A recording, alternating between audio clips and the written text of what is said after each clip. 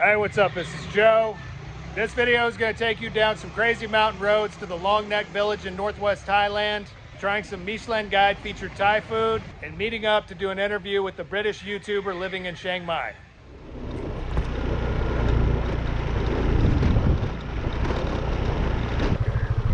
Oh, dude. I'm afraid to even stand on this. See, that freaking thing is totally washed out. And got a little bit of a waterfall coming off of it now. All right, so I'm headed to a restaurant that is pretty famous. It's been featured in the Michelin guide. I tried to get in yesterday, but the line was like out the door around the block.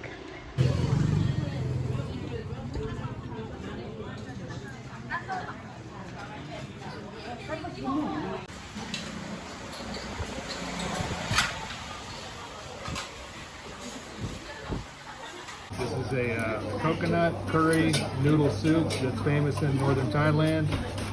And it's also eaten in some other places in Southeast Asia. All right, cheers.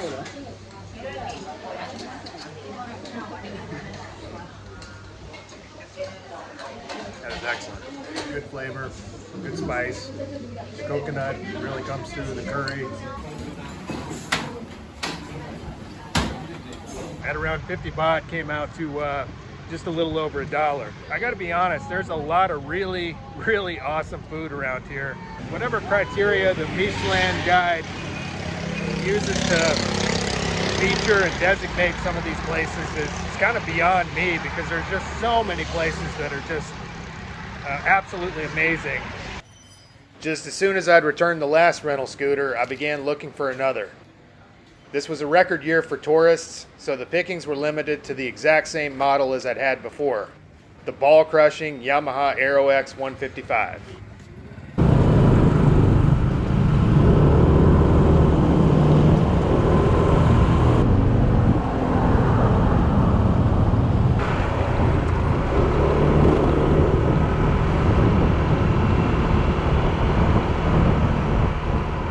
There's more history in this part of the world than you can shake a stick at, but suffice to say, the thick city walls and moat surrounding the city center date back to the late 12th century during the reign of King Meng Rai. In actuality, there's a whole lot more to the story of this region which is beyond the scope of this video.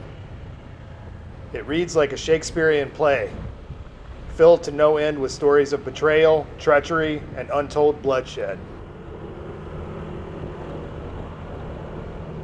All right, so I'm headed across town to do an interview with this British bloke that I met the other day. He's got a significant amount of more subscribers than I do, so it was very nice in suggesting to do an interview.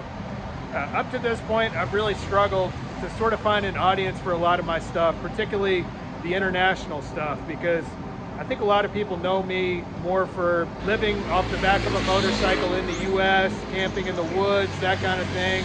And certainly that's something I'm very passionate about, but my other passion in life is learning other languages, traveling to exotic places, trying new foods, and things like that. And so what tends to happen when I go to a lot of these places is my viewership drops off, because the reality is that a lot of my subscribers are just not as interested in this kind of stuff. But to me, the things are not mutually exclusive. I'm essentially over here, I'm doing the same thing for the most part that I do back home. So I'm hoping by doing an interview with this guy, I can get maybe some more of the people that are interested in this kind of international travel type of stuff that I really enjoy doing. I mean, it's really one of my true passions in life, and I wish more people were into it.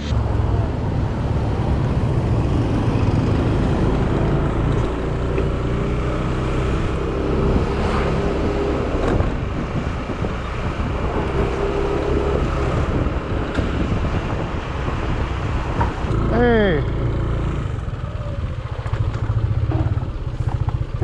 Yeah, this is a bit of our ride out here, man. I haven't been out to this part of the city. Yeah, it's nice, man. All right, so we just did kind of a cool interview. You're from England originally, right? Yes, yeah. And you've been doing your YouTube channel for how long? Too long, 6-7 years. Too long. Yeah. Okay. And he's got some very interesting content about sort of the digital nomad life, living in Thailand, and things like that. So what's the name of your channel? Brett Dev. Brett Dev? Yeah. Be sure to give him a follow, and I'll post a link to the interview that he did down here. Coming soon. Yeah.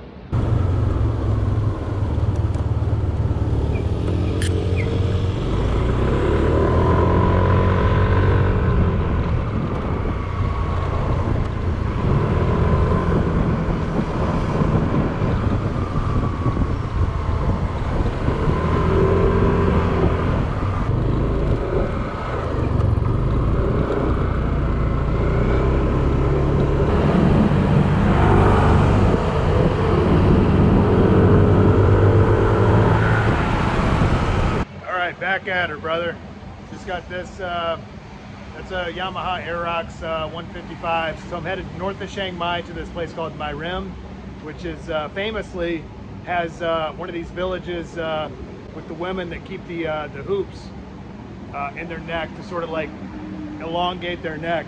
Anyway, it's about an hour away from here, so let's go check it out.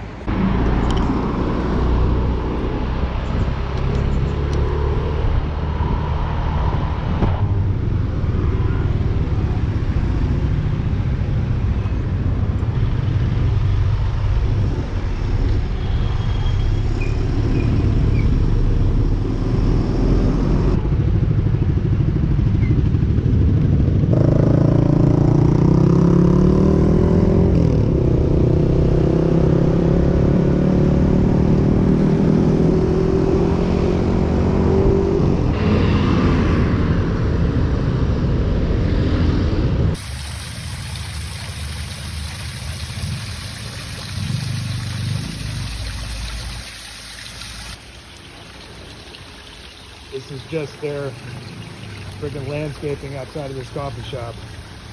Pretty incredible.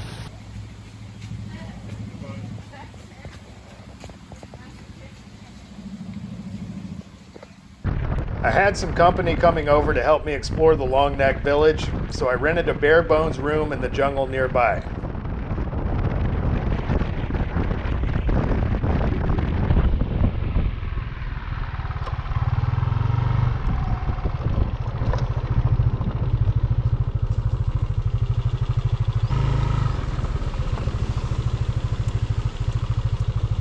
Hi, Swadee Krab.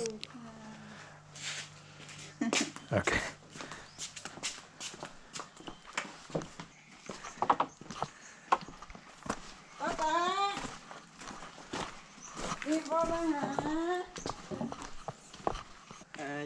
Swadee Krab. Agoda, yeah? Yeah.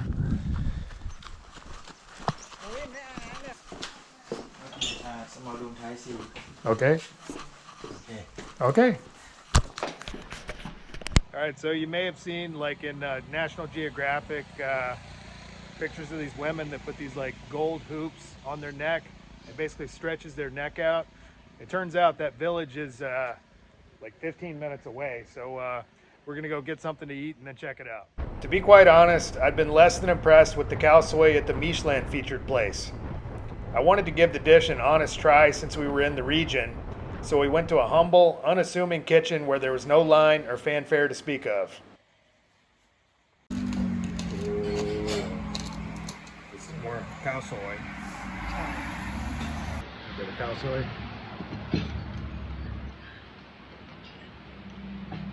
As good, if not better, than the khao soi that I had from the Michelin star place. And the portions are a lot bigger too. And this is something she recommended, and this has got some kind of chicken, meatball, blah, okay, whatever that is, pork blood, all kinds of delicious looking. I don't even know what the hell this is, honestly. You had to have a Thai person introduce you to a dish like this. Tastes like maybe some jellyfish, a couple of obscure ingredients from the sea that I have no idea what they are.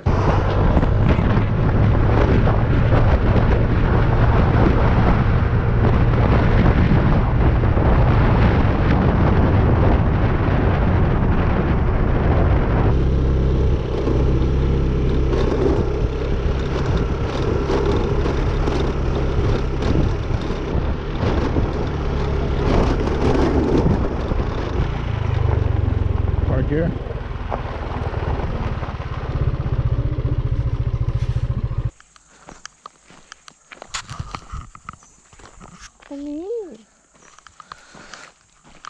Right from the start, I had an uneasy feeling about this place.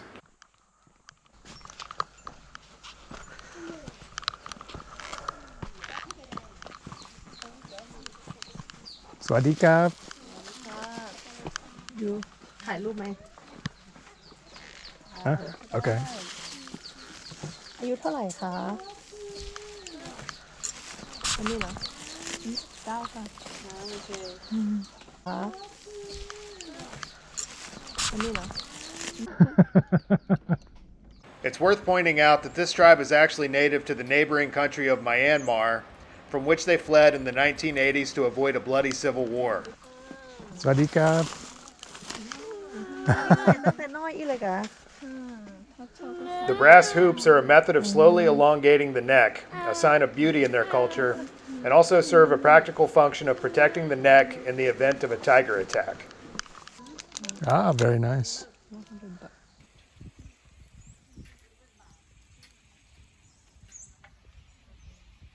So this is the coolest thing in the world because they've made these little wooden knickknacks that sound exactly like the animal that they represent. You do like that? That's like a frog sound. Wow. You take Mr. Cow over here and blow into his backside and เดี๋ยวก็บอมแน่เนี่ยเดี๋ยวก็บอมแน่ and then that one, yeah. นี่ก็ได้ Okay. How's that one go? You try?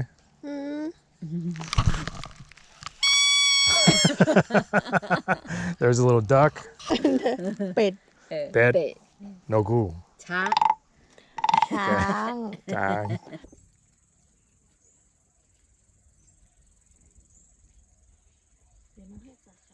So this is cool, don't get me wrong, but for me there's a feeling of being a little bit of an intruder, kind of in somebody else's house.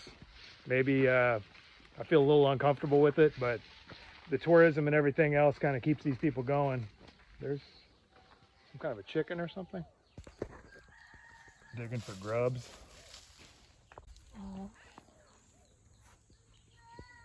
All right, well that was cool, but a little too rich for my blood. So if you know anything about me, you know I like curvy mountain roads, and it looks like there's some of those right over there. So let's go check it out. As I mentioned, I'd had an uneasy feeling ever since we arrived at the village. After researching the matter further, I was shocked to find out that the Long-Neck tribe are not the ones receiving the bulk of the income from the entrance fees and are reportedly being exploited by an outside entity. A number of human rights groups have compared the attraction to a human zoo. If you plan on visiting, I'd strongly recommend stocking up on their handiwork, which benefits the individual directly.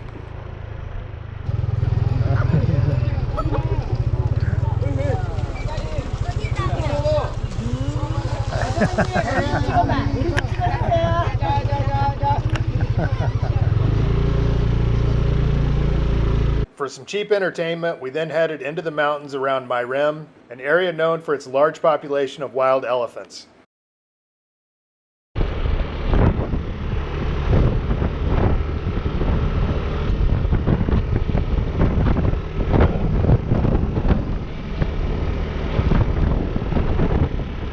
Oh, elephants.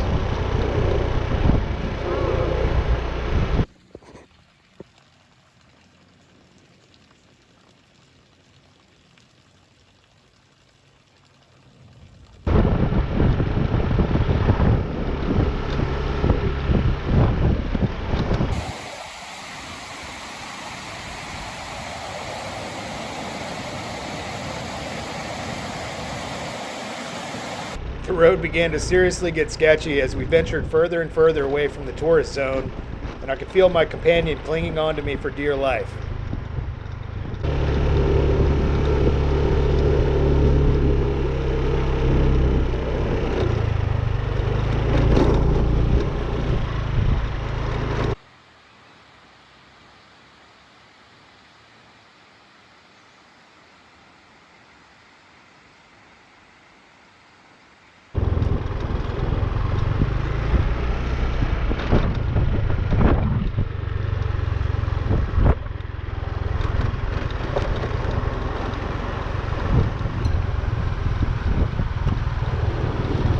After we made a left turn, things started to really get interesting.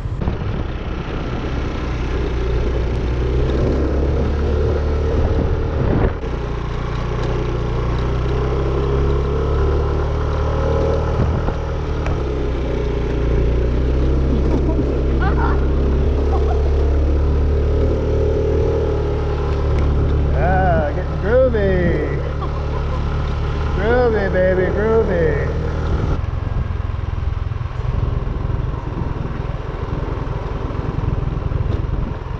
Okay, so when we go downhill, lean back.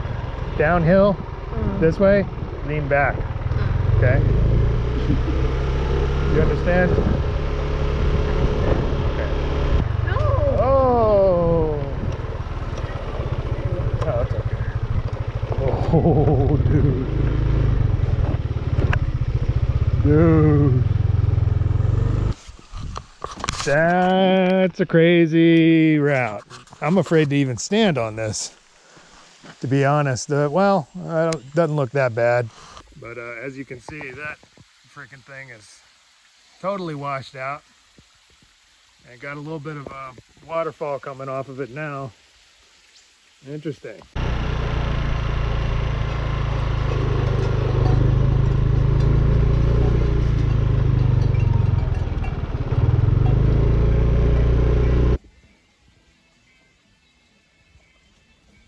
All right, now just trying to figure out where the hell we are. Obviously, this has been a crazy, messed up road, but we got to a fork, and I'm really not sure whether I should go left or right.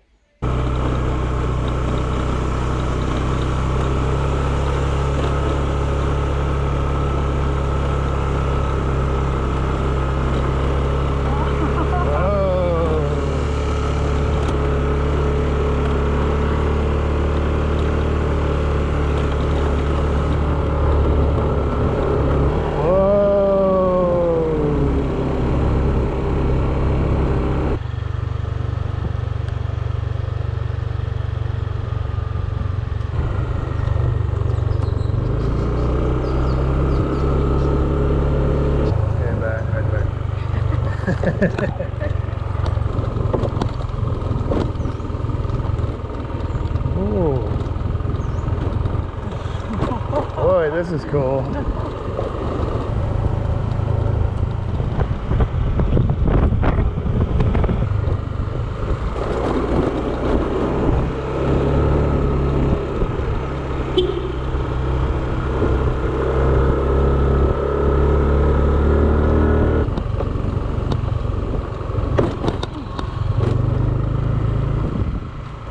Before long, we'd made it right back to where we'd started.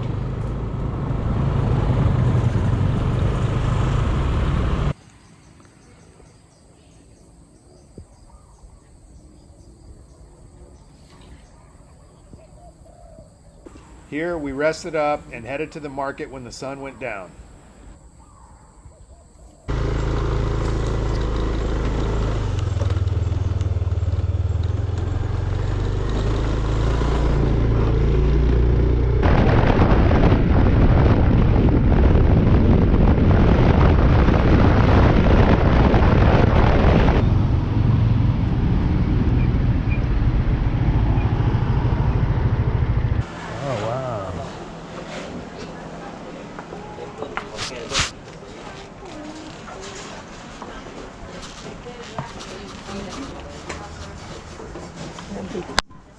Okay, numb prick.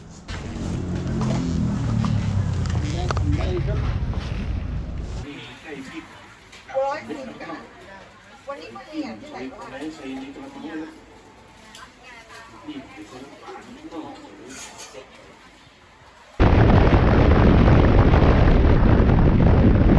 All right, she just bought a bunch of foods from northern Thailand. This is something, what's the name of this? น้ำพริกหนุ่ม Nam Prik Noom. Absolutely fantastic. Crushed up chilies mixed with garlic and some other kind of plant that I don't know what she's doing right there. That's like a ground up sesame seed and pepper kind of a deal. That is good. So you take a little piece of this sticky rice. That's really good rice. And then mix a little bit of this. This stuff is awesome, man. That is just heaven. The next morning, my Thai companion and I said our goodbyes, and I headed back to Chiang Mai.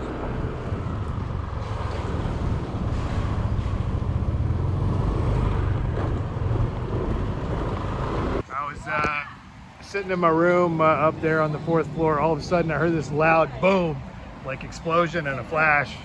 I'm like, what in the world was that? And I'm looking around, I don't see anything, and then I come over and she's like doing like CPR on this squirrel, trying to, you know, resuscitate it. But I think it's pretty well toasted, and somebody might be eating squirrel tonight. So if you're a squirrel, don't climb on the power lines.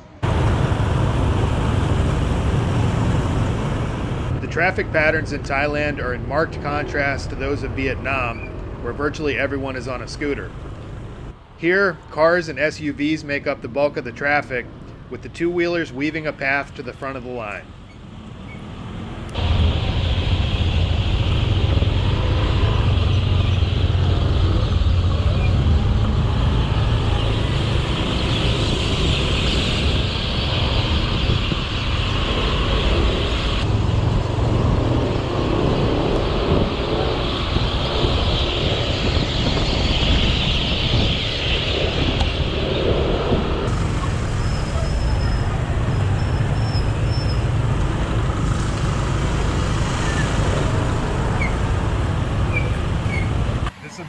Motorcycle. I've been seeing a few of these around.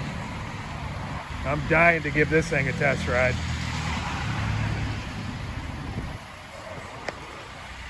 I don't know where you go about renting one of these. All the motorcycle places I've been talking to are sold out or asking absolutely exorbitant rates.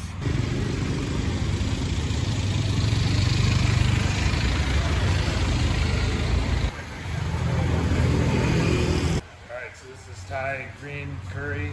It's got coconut milk, basil leaves. This has quickly become a favorite dish of mine. This one is absolutely out of sight. It's got a licorice flavor in there that I think might be aniseed or something like that. Just kind of gives you sort of an unexpected little extra flavor in there. The sauce is rich, meaty, not too spicy. And with the extra mile, I put these like fried onions on top of it, and so it's just absolutely great.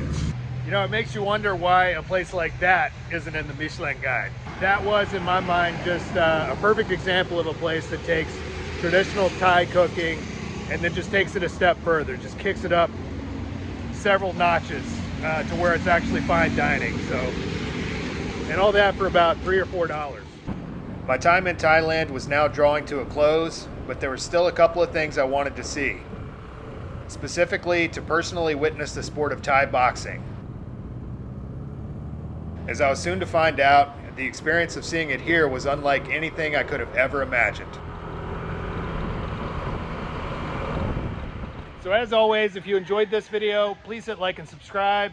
And as usual, I've included an optional donate link in the drop box for anybody that might like to contribute to this project.